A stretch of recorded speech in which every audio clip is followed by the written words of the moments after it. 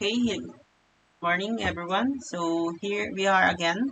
So module 5, so solving integration problems using patterns.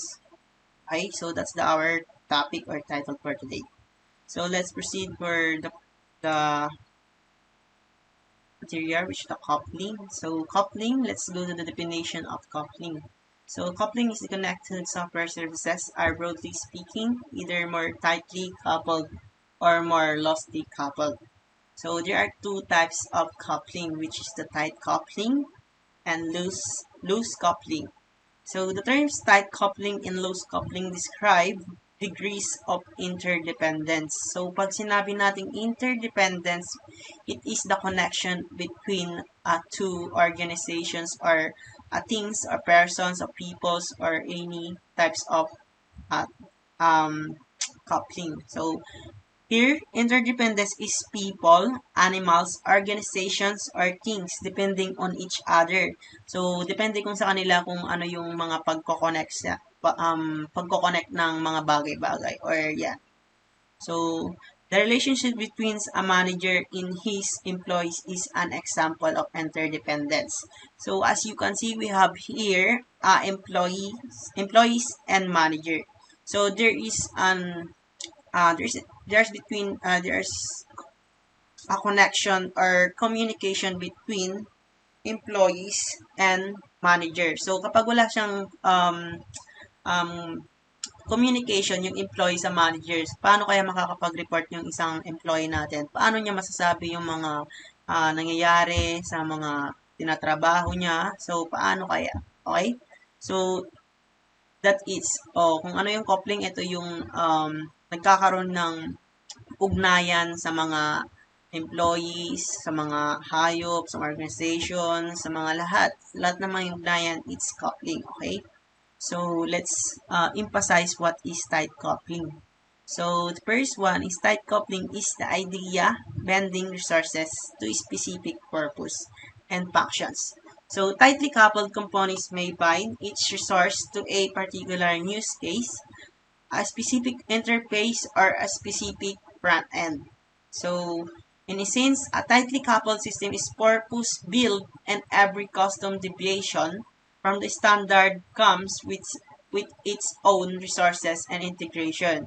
So, this is a simple way to build data, relationships, and is beneficial in terms of understanding, relying upon and interacting with said information. So, however, tight coupling brings clear losses to software extensibility and scalability.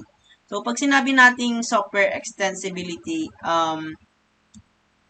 it's about the ease which the system can be extended or changed. Extensions include modified functionality or new functionality. So, software extensibility. So, sa tingin nyo, ano nga ba yung pumapasok sa isip nyo kapag narinig nyo tong software extensibility? So, the ease with which the system can be extended or changed.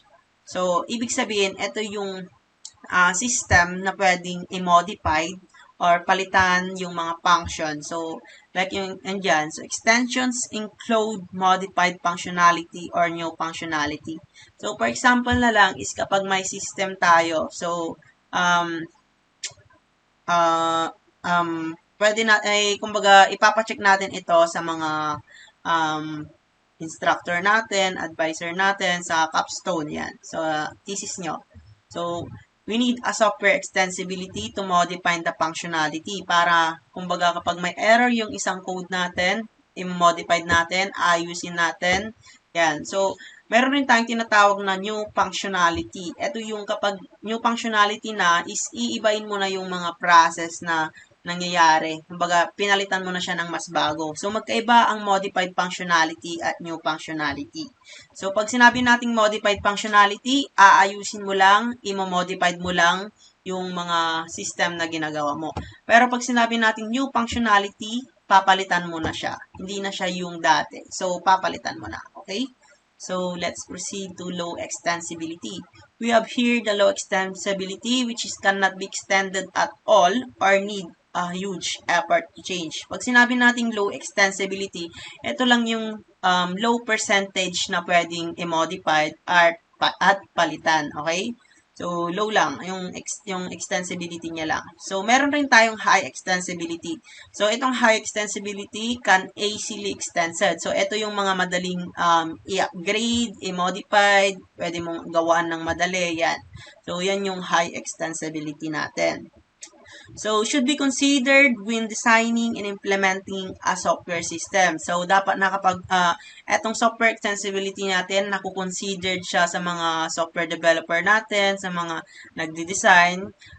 So, examples na lang is kapag yung designing natin, ipapakita natin sa mga client natin, sa mga nagpagawa ng mga system, so ipapakita natin, ipapacheck natin. So, i-considered nila, so, eto, palitan mo to. So, nagkaroon ka na ng modified functionality kasi iba na yung mga, iibayin mo na yung ginawa mo, okay? So, we have here the software system, ganun rin lang. So, kapag ito, ganito dapat yung function na mangyayari. So, yan, ganyan. Okay? So, nagkaroon na naman ng extensibility, which is, may papalitan ka na naman dun sa ginawa mo. Okay? So, alam nyo na yung software extensibility. So, tight coupling is also known as high coupling and strong coupling. So, pwede rin siyang tawagin high coupling and strong coupling. Okay? So, let's proceed to the type of tight coupling also. So, emphasize pa natin. So, coupling, how people and work are linked. So, kung paano daw yung mga tao or mga trabaho na nagli-link or parang nagkakaroon ng link. Kumbaga, communication, connection, ganun. Yan. Okay? So, the parts, people, and elements of any systems are interconnected or coupled. So, dapat is parang mayroon silang connection or connect silang dalawa. Okay? So, connect lang.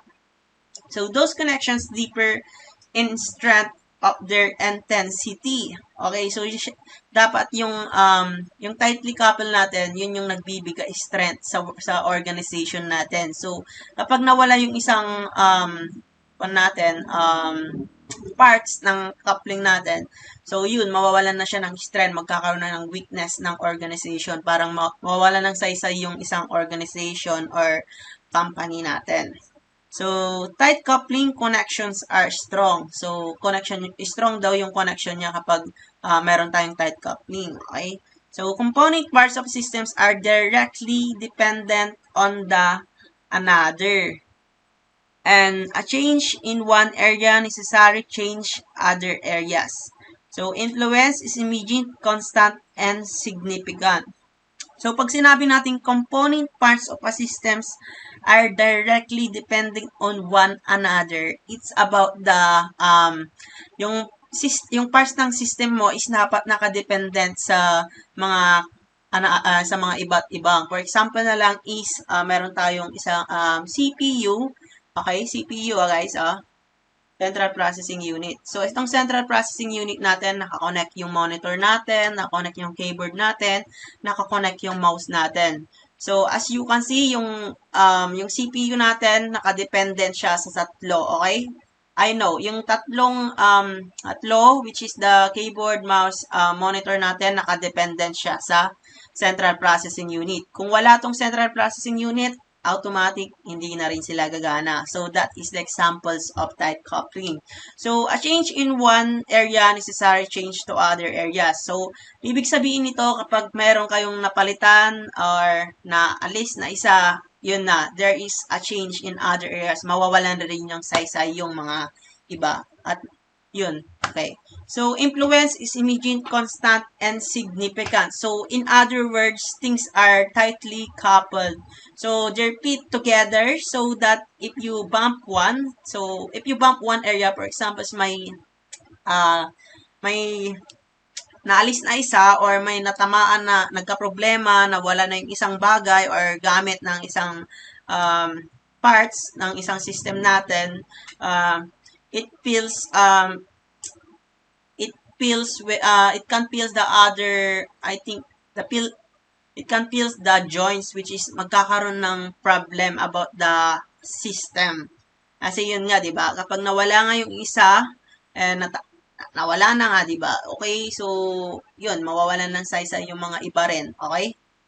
So, let's proceed to the centralization of tight coupling. Here we are the communication, work, process, and decision making. Authority obtained most flow through central hubs in the organization. Okay. So, dito naman sa centralization, ito yung sinasabi niya dapat, yung tight coupling natin is we have the communication. So, dapat yung tight coupling natin, dapat meron silang communication. Work process, dapat nagkakaroon sila ng communication, connection between the employees to the managers, yan. Para yung process ng work nila is maayos. Decision making, yan, tama yan. Yung decision making natin, dapat meron tayong mga tightly coupling para alam natin kung paano yung mga iniisip ng mga iba't ibang tao, mga katrabaho natin, para maayos natin, ma-centralize natin yung mga organization at maayos pa natin yung company natin na pinagtatrabuhan natin. Okay, so and little gets done without the direct involvement from the specific and fixed organizational rules. So, for example, we have here the organizational hierarchy. So, as you can see here, we have the blue here, the 5 blue. So, parang ito yung pinakamababang antas ng pagtatrabaho. So, we have here the employees na mas mataas. So, itong employees na to, for example lang, employees itong brown na to konti. Ayan. So, employees na to. So, ito yung, for example, manager to, and general manager to, and CEO to. Okay? So, itong employees natin, so examples lang ito ng tight coupling, okay? So, itong employees natin, so, magre-report siya ngayon sa manager niya. So, ano yung nangyayari dito sa mga empleyadong ito na anong bang tinagawa nito? Ano ba yung mga nangyayari dito sa mga bata dito or mga employees rin na ito, okay? So, magre-report siya ngayon dito sa manager niya. Okay? So, itong manager naman, so, ito yung mga manager na to. So, nagkakandak siya ng mga interview rin mga yan. So, mga manager rin yan. Kunyari, Department 1, Manager 1, Department 2, Department 3, Department 4. Yan. So, meron tayong mga employees dyan. So, nagre-report sila dito sa manager nila. So, mga itong manager rin, nagre-report rin sila sa mga general manager nila. Okay? So, itong general manager, nagre-report rin dito sa CEO nila. So, as you can see here, we have the employees here. So, ibig sabihin nito, hindi siya pwedeng pumunta dito hindi siya pwedeng mag-report agad dito sa CEO kasi hindi siya part ng hindi siya pwedeng mag-report kasi mababa pa lang yung antas niya kasi hindi niya trabaho yung mag-report, okay? So, sila dapat naka-organize sila na etong employees magre-report kay manager. Etong manager magre-report kay superior manager. Etong superior manager magre-report doon sa CEO. So, dapat ganun yung process ng reportings.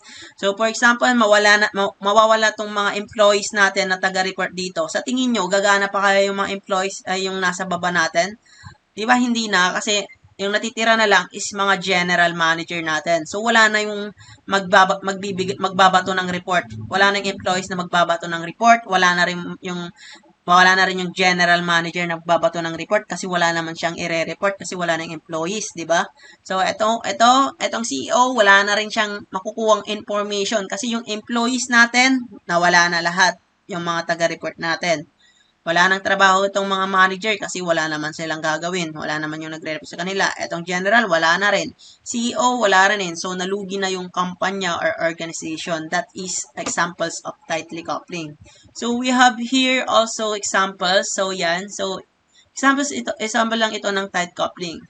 So, mapapansin nyo, we have here yan. So, kapag inalis mo na yung isa, yan. So, ang mangyayari is mabobroken na yung company natin. So, parang isa-isa silang matutumba hanggang mawala na yung organization natin. Yan. So, yan, buo pa siya. Ayan, malapit na siyang mawala. Okay? So, yun, dapat connection, dapat nakakonect-connect lang sila, hindi sila nawawala sa isang organization. Okay, so another examples, we have here t-shirt printing business. So, as you can see, we have here the taga-design. So, ito yung mga taong nagde-design ng t-shirt natin. So, example lang yan. So, we have also the format and ink. So, ito yung mga nagpo-format at naglalagay ng mga ink natin sa mga printer natin ng t-shirt. So, proceed tayo dun sa printing. So, ito yung mga taong nagpe-print. Okay? So, example lang ito, tag-iisang tao to. Okay? So, we have here also the package and ship. Ito yung taga-deliver. So, example, itong format in ink natin is nawala. Yan. Okay. So, example lang. Nawala yung format in ink natin. Wala na yung taong nagpo-format ng natin, printing natin. Wala na yung nagtagalagay ng ink natin sa printing. Ayun. Okay? So, kasi tag-iisang tao yan. So, do you think gagana pa yung printing t-shirt natin? Diba hindi na? So, ang mangyayari dyan, kapag hindi na kapag wala na yung format in ink natin, etong print, magiging wala na rin. Kasi wala naman siyang ipiprint, di ba? Hindi naman naayos itong format in ink natin. So, itong print, na wala rin siyang, dito sa itong print, wala rin naman siyang ipiprint. Okay? So, sa package naman, wala naman siyang ipapackage or i-ship kasi wala naman na tayong na-print. So, that's examples of tight coupling. So, let's proceed to loose coupling. So, here we have parts of the system, people in work are connected, but those dependencies are weak. So, dito sa loose coupling is yung dependence niya is weak and not as essential compared to a tightly coupled organization. So, the flow of work is designed to be flexible.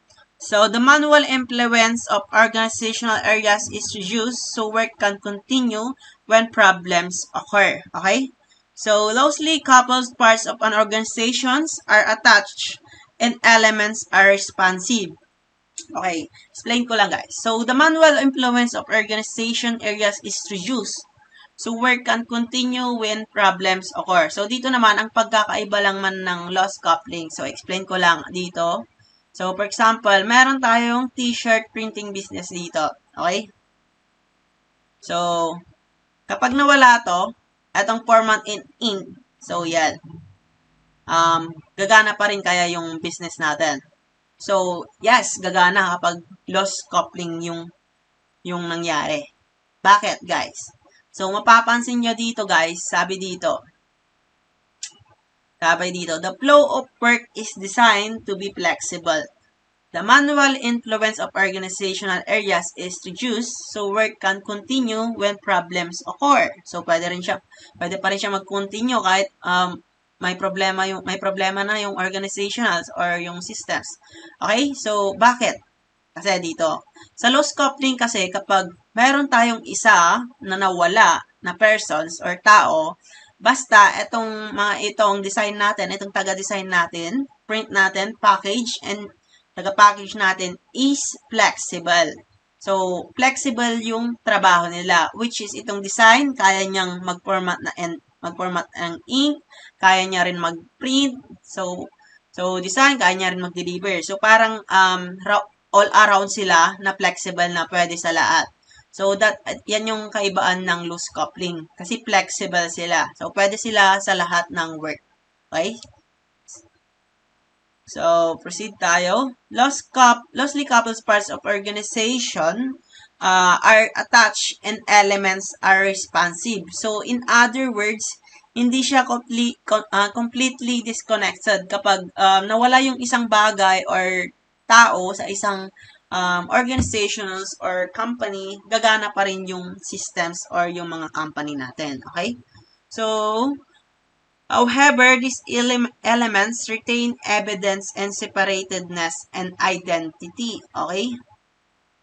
So, let's proceed. So, dun sa tight coupling, we have the centralization. Here, we have the decentralization. So, as you can see there, this is explanation. So, meron tayong mga subjects which is the schools, history, math, communications, art, and biology. So, gumamit tayo ng decentralization. As you can see, we have here the English. So, na-decentralize na sila. Okay? So, examples na lang, meron tayong English na subject. So, itong English na subject natin is nagkasakit. Okay? Nagkasakit siya. So, do you think gagana pa ay papasok pa yung mga ibang students? Gagana pa kaya yung schools natin kung wala na tong English?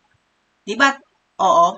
Kasi English teachers lang naman yung nagkasakit, 'di ba? So wala lang yung English teachers, pero yung history, math, communication, arts, biology tuloy pa rin yung pagtatrabaho nila, pagtuturo nila. Okay? So yung mga students, papasok pa rin sila.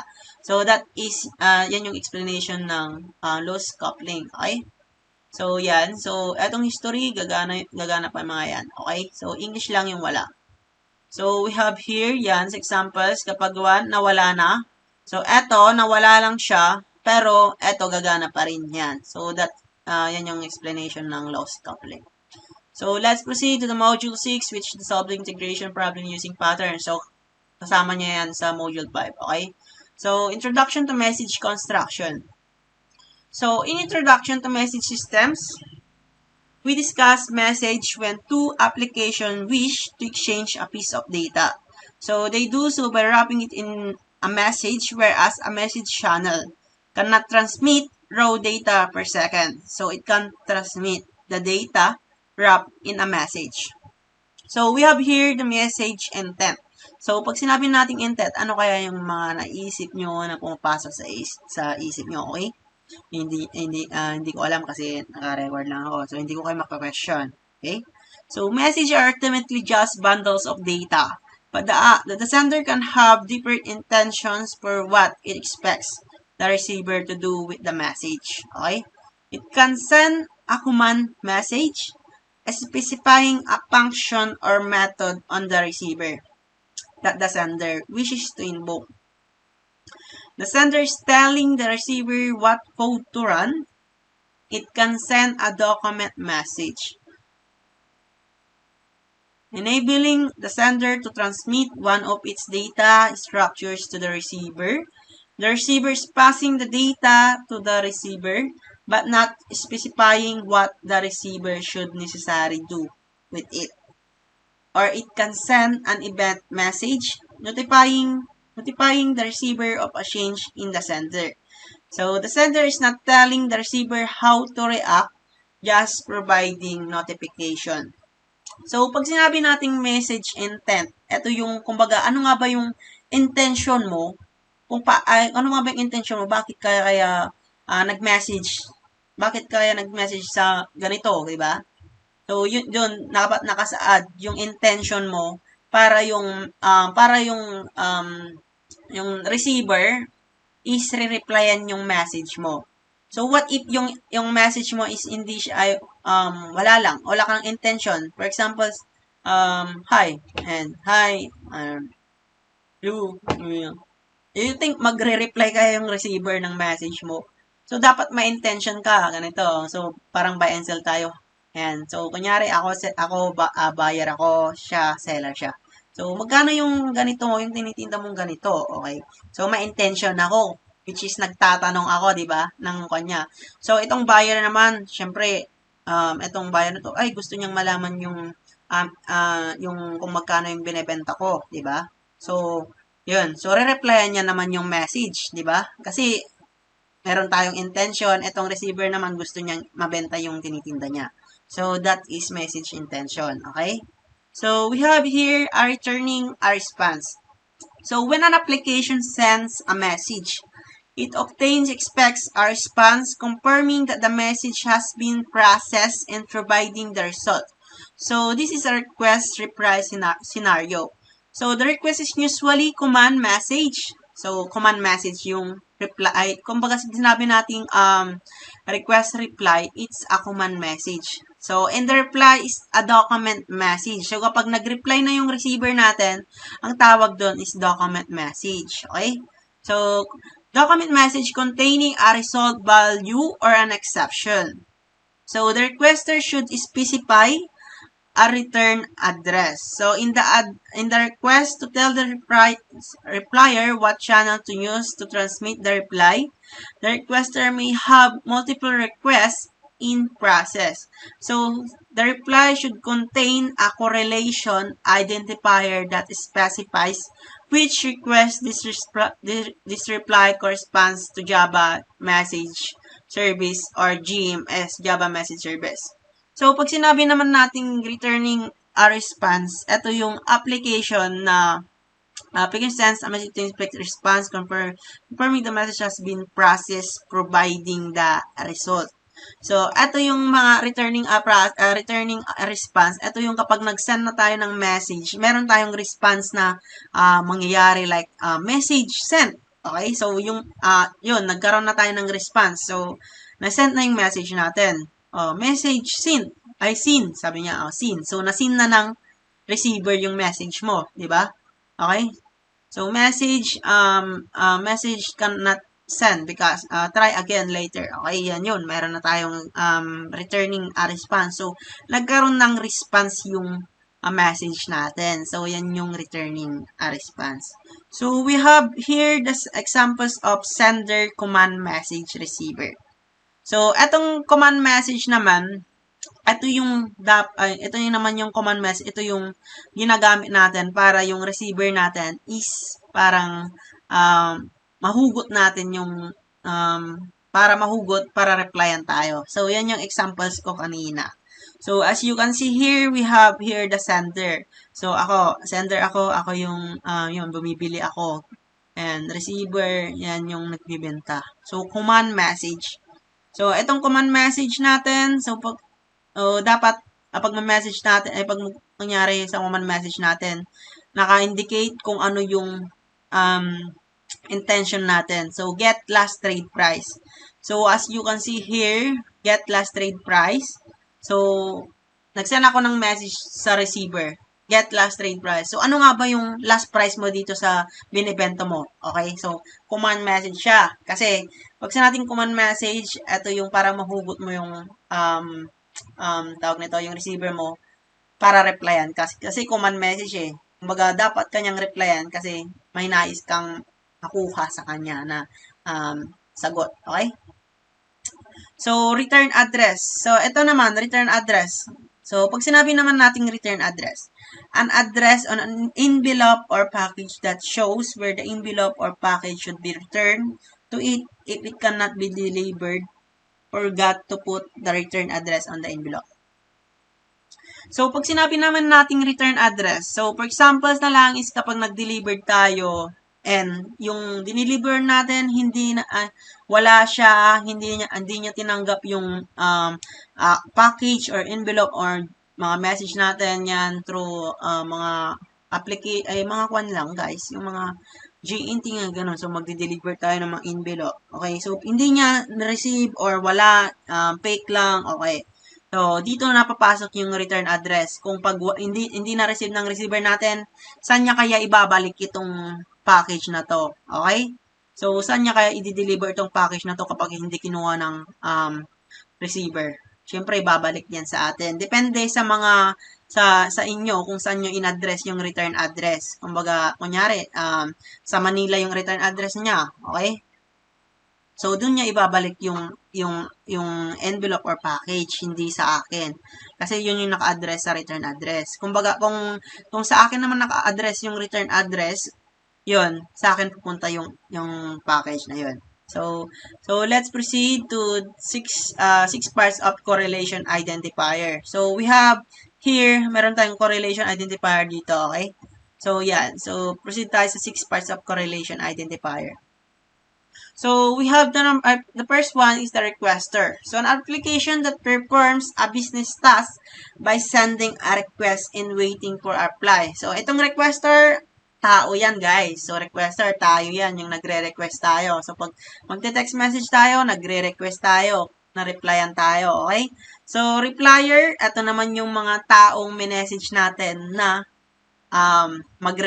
replyan tayo, which is tao rin siya. So, replier, tao yan. Another application that receives the request fulfills it and then sends the reply. It gets the request ID from the request and stores it as the correlation ID in the reply. Okay? So, mamaya, i-explain ko yung request ID and yung correlation ID. Okay, so request. So, a message sent from the requester to the replier containing a request ID. So, request, hindi siya tao, guys. So, parang request mo lang siya na, eto, nag-request ako na message mo ako. Okay? Nag-send ako ng message na nag-send ako ng message as requester. Then, reply, ito naman yung nag-send ay nag-respond na ng message dun sa request, which is nireplyan niya na. Okay? So, reply ang tawag dyan. So, a message sent from the replier to the requester containing a correlation ID. Okay? So, pag sinabi nating request, ito yung meron siyang nakalagay na request ID. Sa reply naman, ito yung correlation ID. Okay? So, explain ko yung request ID. So, request ID, a token in the request that uniquely identifies the request. Okay? Correlation ID, a token in the reply that has the same value as the request ID in the request.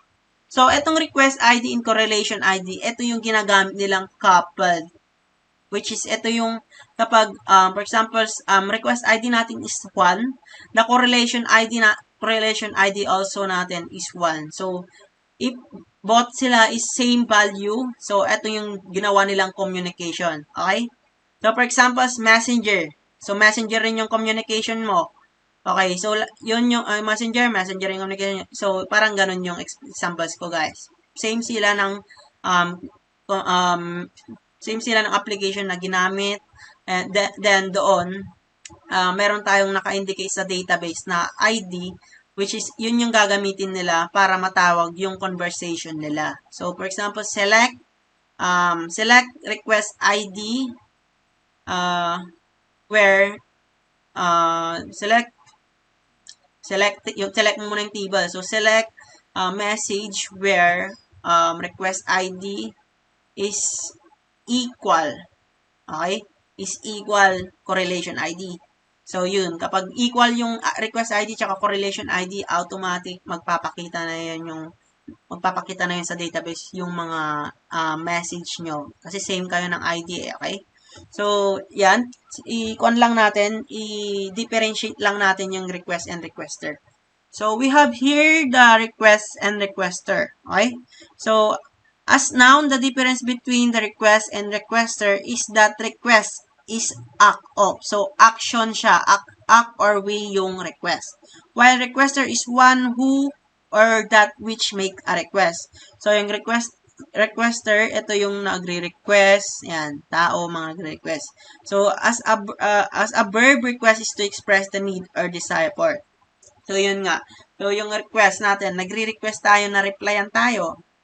Gusto natin na replyan tayo. So, may desire tayong makuha sa kanya na message. Okay? So, we have here the correlation ID. So, yan. So, correlation ID, requester ID, kaparehas yan. So, as you can see here, the 321, which is, yan. Papasok yan sa message ID natin. So, magbabatuan yan mga yan. Parang, itong correlation ID, babato niya dyan. Tapos dito, babato niya ulit dito para nag-iikot lang yung conversation nila. Okay? So, there are two common request-reply scenario worth noting that the both involves a command message request and corresponding document message reply.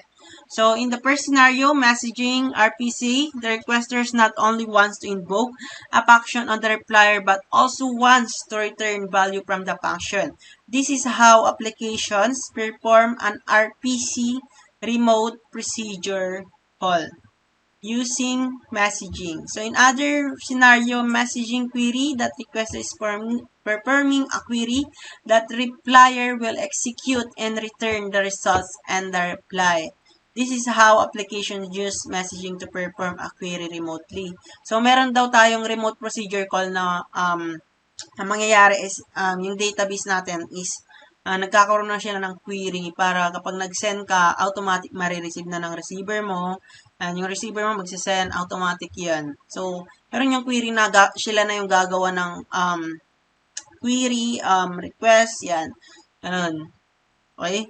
So, in computer science, request response or request reply is one of the basic methods computer used to communicate with each other in network. So, ito yung ginagamit nila as a network para magkaroon sila ng communication dati. Okay? So, in which of the first computer sends a request for some data and the second responds to the request. So, more specifically, it is send a request of some data and the second responds to the request.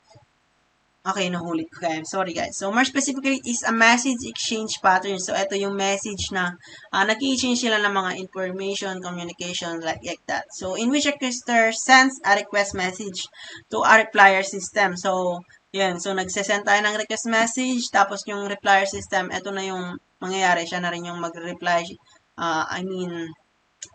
Reply system.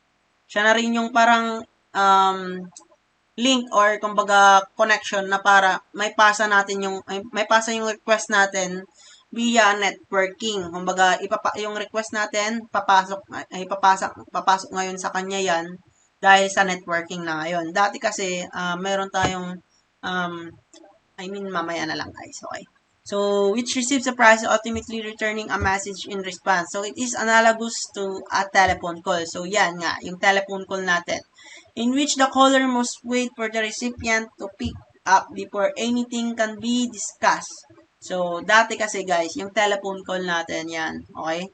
So, antayin mo pa na which the caller must wait for the recipient. So, antayin mo pang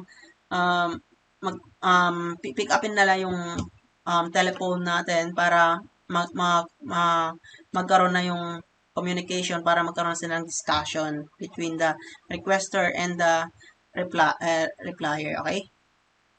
So, anything can be discussed. This is a simple but powerful messaging pattern which allows two applications to have a two-way conversation with another over a channel. So, it is specifically common in client-server and architectures.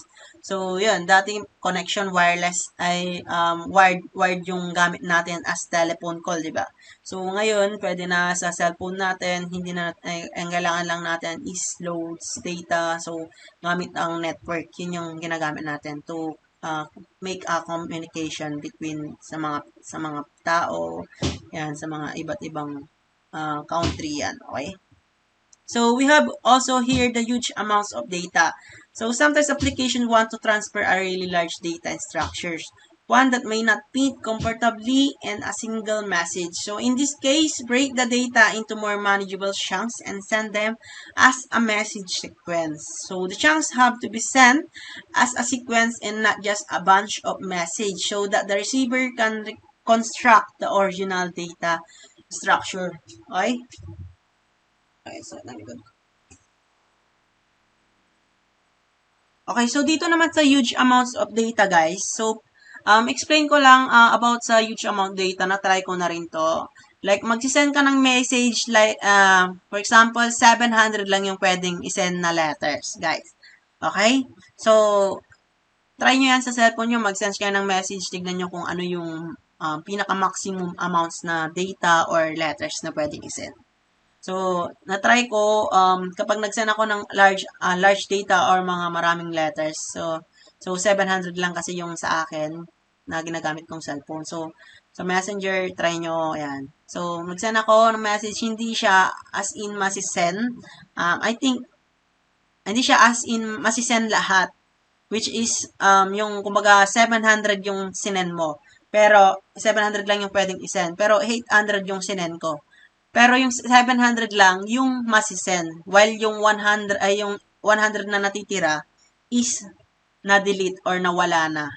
Okay? So, nasend pa rin siya. Pero i-try nyo sa inyo guys kasi meron rin yung magsisend ka na huge amounts of data, which is kapag nagsend ka ng large amount data, sorry, this application cannot be sent because it's a large amount of data. So, madaming yung data na pinasa mo. So, kailangan mong bawasan. Okay? So, slow message. A concern with messaging is that the sender obtained does not know how long it will take for the receiver to receive the message. Yet, the message contents may be the time sensitive such that if the message is not received by a deadline, it should just ignored and disregard. So, in this situation, the sender can use message expiration to specify an expiration date. So if the message system cannot deliver a message by its expiration, it should discard the message. If a receiver gets a message after its expiration, it should discard the message. So, dito naman sa slow message, nagko-concern lang siya about kapag yung message natin is, yun nga, slow nga, di ba? Slow message. So, for example, nag-send tayo ng message pero hindi pa siya automatic na pumapasok sa receiver natin. So, yung message natin, medyo kailangan natin dapat, ito, for example na lang is, yung message natin dapat masend ng ganitong oras, pero hindi siya nasend. Kasi yung slow message nga, di ba? So, magkakaroon rin tayo ng ganyan. I think hindi ko pa na-try yan. Meron na pala dun sa messenger natin. Na-try ko na yan 2 times na nagkaroon ng slow message. Hindi pumapasok yung message ko. And, so, it should just be ignored and discarded. Okay? So, kapag, for example na lang, is kapag nag-send ka sa mga sa GC nyo na wrong send ka, okay? So, slow message nga, di ba? O hindi mo alam kung kailan siya papasok or kailan siya papasok yung message mo at hindi mo rin alam kung pumasok siya, di ba? So, in this situation, dapat i-disregard mo na yung message na yon kasi 'di ba nakon ka nga 'di ba? So as you can see ang tagal mo na ng slow message, ang tagal na ng usapan nyo. Then ngayon ka lang magme-message, ngayon lang pumasok yung message mo, 'di ba? Ang kon naman na yon, ang awkward, 'di ba? Na-late ka na sa usapan. So ikaw bahala kung ignored mo or disregard mo, alisin mo, okay? So message expiration. A message expiration is a time stop. Date and the time that specifies how long the message will live or when it will expire. So, ito naman is the setting can be specified in relative or absolute terms. Absolutely, setting specifies the date and time when the message will expire. So, ito naman daw is message expiration. The sender can use. So, pwede mo daw gamitin yung message expiration. So, dito sa message expiration, naka-indicate kung kailan mas-send, time stop, di ba? Date and time, that specifies how long the message will live or when. So, kung kailan ba, hanggang kailan ba ito nakapost, yan. Hanggang kailan ba yung expire nito, like that. So, parang yung sa history natin sa Facebook, di ba, 24 hours lang nakapost yan. So, meron siyang timestamp. Na dapat itong history is nakapost ng 24 hours. Pero, it will expire in 24 hours. Okay? So, that is examples of message expiration. So, we have here the message channel naman. So, okay, we discuss message channels when two applications wish to exchange data. They do so by sending the data through a channel that connects the two. The application sending the data may not know which application will receive the data, but by selecting particular channel to send the data on, the sender knows that the receiver will be one that is looking for that sort of data. So, by looking for it on that channel, in this way, the applications that produce shared data have a way to communicate with those that which consumes it. So, we have here the message channel themes. So, deciding to use a message channel is a simple part. If an application has data to transmit or data it wishes to receive, it will have to use a channel. The channels knowing what channels your application will need and what to use them for. So, dapat, for example na lang guys, is yung mga channels natin, is yung mga messenger, tweeters, yan, yung mga channel explanation natin. So, so, dito sa channel na to, dapat alam natin kung ano yung gamit na to. So, messenger, ginagamit to ng mga taong, yan, lahat naman as in. Twitter, ito naman yung channel na madalas gamitin ng mga artista. Yan. So, maraming mga channels na ginagamit, like sa pag-work natin, then, like, Google Classroom. So, ayun yung channel na nagkakaroon tayo ng communication sa mga grades nyo. Yan. Okay? So, maraming mga examples ng message channel. So, pick set channels. Okay, one of them is this chapter is that the set of message channels available to an application tends to be static When designing an application, a developer has to know where to put what types of data to share the data with other applications. So, in likewise, where to look for what types of data coming from other applications. So, these paths of communication cannot be dynamically created and discovered at runtime. So, they need to be agreed upon and design time so that the application knows where its data is coming from and where the data is going to. So, dapat alam nila kung saan yung message natin, kung saan siya pupunta, kung anong oras siya na-send, ayan, kung anong oras siya na-receive ng mga receiver natin. Yan yung mga channel dapat. Naka-indicate dapat sa channel na yun. Okay? So, while it's true that the most channel must be statically defined, there are exceptions that distinct cases where dynamic channels are practical and useful. One exception is the reply channel is request reply. So, the requester can create or obtain a new channel. So, yung requester, pwede daw siyang gumawa ng new channel. Pwede rin siyang, um, okay? So, siya yung taga-create ng channel. Pwede rin siyang mag-obtain. Kumbaga, pag sinali siya sa group. Yan, okay? Nagkaroon siya ng channel. So, saan na ba tayo? So, and the replier can make use of it. So, another exception is messaging system implementation that support hierarchical channels. So, a receiver can subscribe to a parent in hierarchy, then a sender can publish to a new child channel the receiver knows nothing about. So, hindi niya alam yung mga receiver kung ano nga ba yung mga channels na yan. So, yung mga requester lang, kung siya kasi yung di ba, for example, na lang dun sa messenger natin. So, requester tayo. Yung receiver natin, in-request na lang natin sila, kumbaga, gumagawa tayo ng group chat. So, automatic, pumapasok naman sila dun sa group chat. Wala man lang confirmation sa mga receiver kung dapat ba silang papasok, 'di ba? Okay? So, 'yun. So, in examples dito.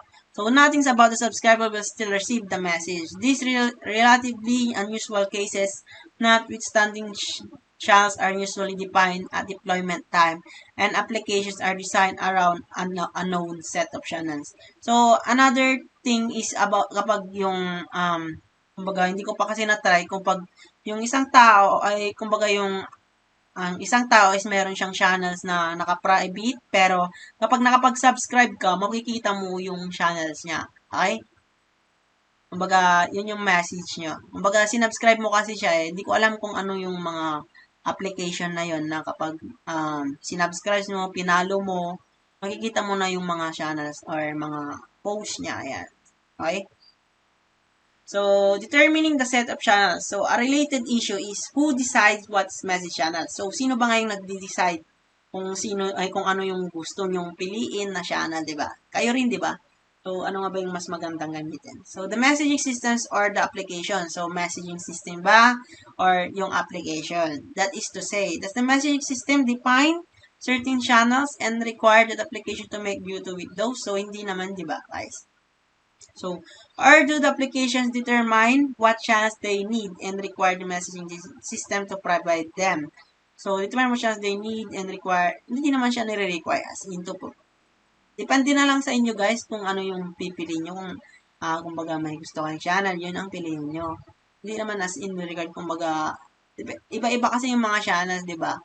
May mga channels na pang babae lang yung ganito. May mga channels na dito lang, mga laki lang, di ba?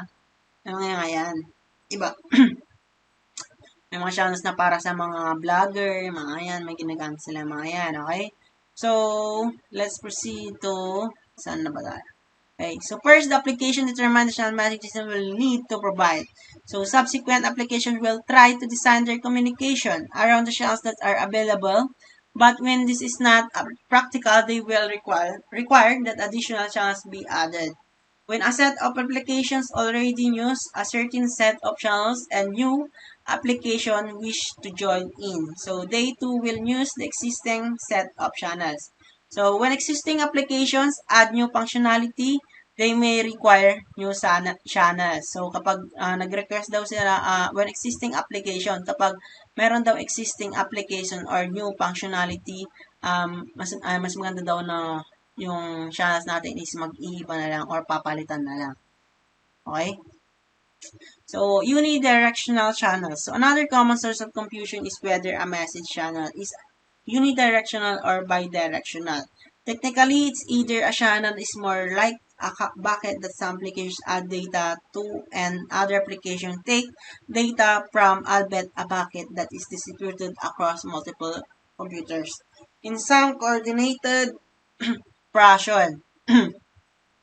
But because the data is in message travel from one application to another, that gives the channel direction, making it unidirectional. So if a channel will be where bidirectional, that would mean that an application will both send a message to and receive message from the same channel. Which technically possible makes little sense because the application will tend to keep consuming its own message. The message is supposed to be sending another application. So for all practical purposes, channels are unidirectional as a sequence for two applications to have two-way conversation. So they will need two channels in each direction. So, examples lang dito guys is kapag unidirectional. So, kapag sinabi nating unidirectional, ito yung, kumbaga, examples na lang is yung GNT natin. So, kapag, yung channel kasi nila yung ginagamit, I think hindi ko lang kung alam kung tama yung ginagamit nila. So, for example, is yung sa GNT kasi, meron tayong kumbaga, yung in order natin is manggagaling pa sa Manila. Okay? So, yung channel nila, meron tayong channel sa Manila, meron din tayong channel dito sa Binalonan. Okay, so nagkakaroon sila ng communication. So, ito yung channel na to. Channel Binalonan, channel lang Manila. So, yan. So, sa unidirectional is maraming channel. Okay, so sa bidirectional, iisang channel lang. Kumbaga, same channel sila ng nangyari. Kumbaga, for example, GNT, may order ako sa meron akong meron akong product doon sa Manila. Then, i-deliver niya dito sa Binalonan. Okay? So, pero yung Manilang GNT Manila na yon is pupunta pa siya doon sa Pampanga, yan, Tarlac, yan. So, madami pa siyang channel na mapupuntaan. Kasi unidirectional nga, di ba? So, pag sinabi natin unidirectional, so, yan, unidirectional, some application, asan na ba yun? So, but because from one. So, yan. So, message. Okay. So, message that travel from one application to another. So, etong parang yung message natin is nagta-travel pa siya. Like, pumupunta pa siya sa Tarlac, pumupunta pa siya sa Pampanga, mga ganun. Palipat-lipat lang siya. Kumbaga, bago siya pumunta doon sa Binalonan. Kasi, dapat Manila to Binalonan. Pero, hindi naman pwedeng gano'n, diba? So, meron din yung channel na dapat.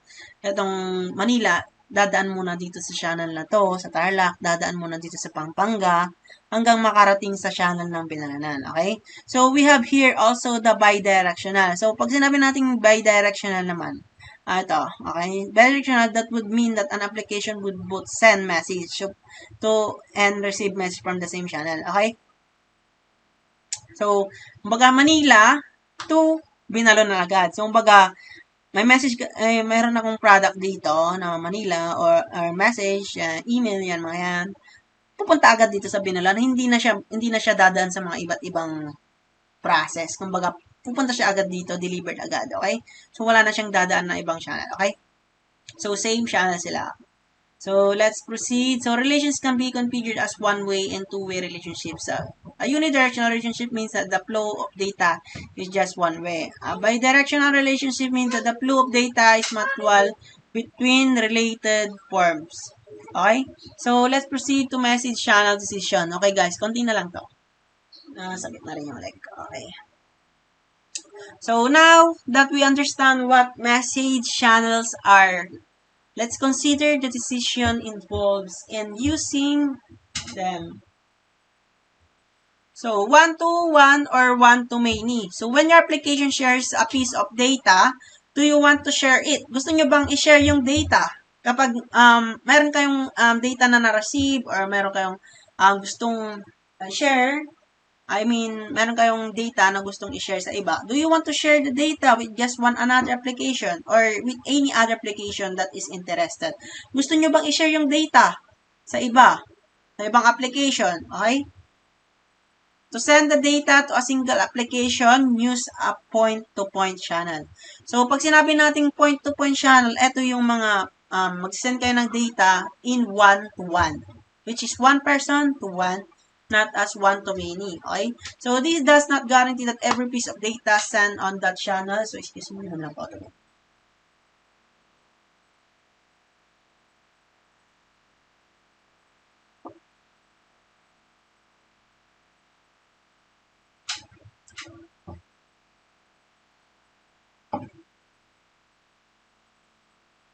Okay.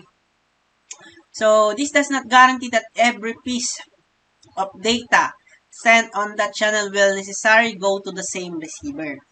So, hindi natin alam na, hindi natin mag-guarantee na yung message natin is ay mapupunta sa mga receiver. Okay? Because the channel might have multiple receivers.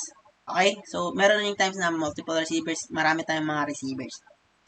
But it does not ensure that any of piece of data will be received by one of the applications. So, if you want all the receiver applications to be able to receive the data, so kung gusto nyo na yung data natin is ma-send natin sa mga all participants, all receivers, ng mga kaibigan natin, yan. So, yan. So, ang gagawin natin is use a publish subscribe channel. So, when you send a piece of data this way, the channel effectively copies the data for each of the receiver. So, yung application mismo magka-copy yung data, then each magsasend na yung mga data nyo, each receiver. Okay? So, what type of data? So, ano nga bang type of data? So, any data in any computer memory has to confirm to some sort of type. A known format or expected structure with an agreed upon meaning. Otherwise, all data would just be a bunch of bytes. And there will be no way to make any sense of it. Okay? So, messaging systems work much the same way.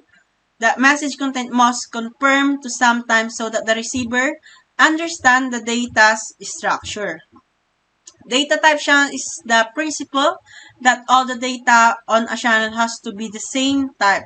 So, this is the main reason why messaging systems need a lot of channel.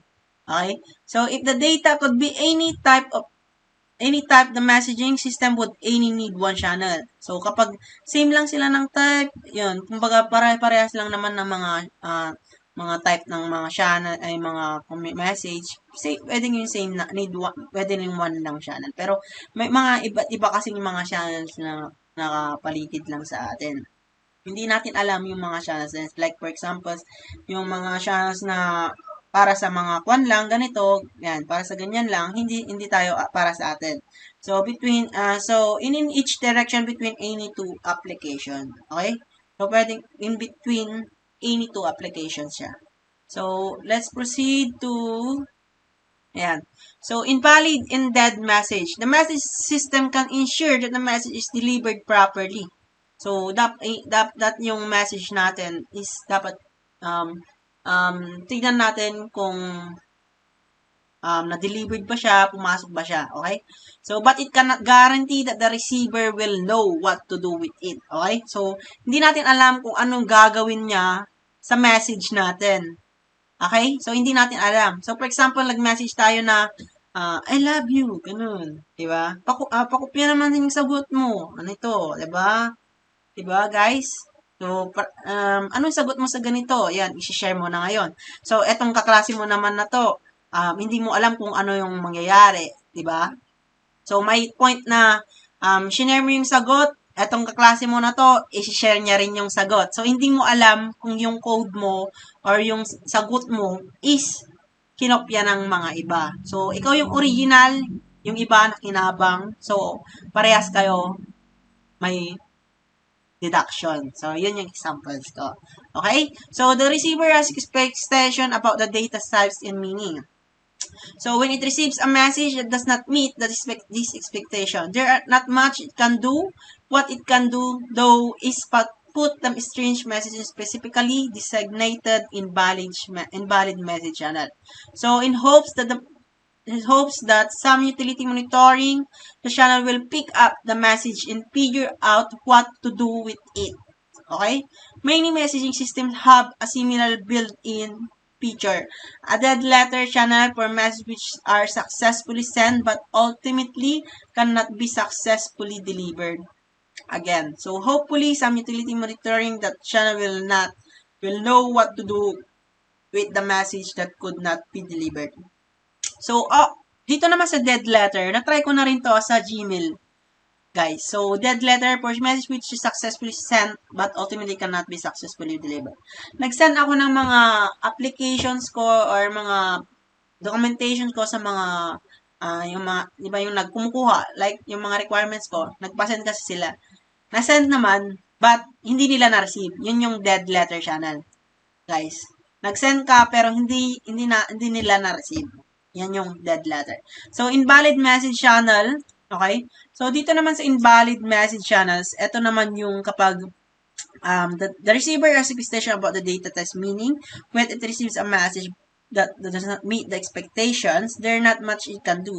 What it can do, though, it's put strange message on specifically designated invalid message channel. It hopes that some utility channel will pick up the message and figure out what to do with it.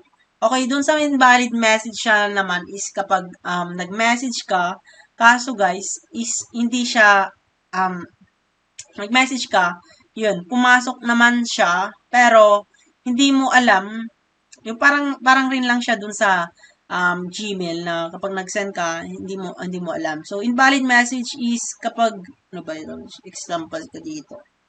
So, invalid message channel, strange message, specifically designated.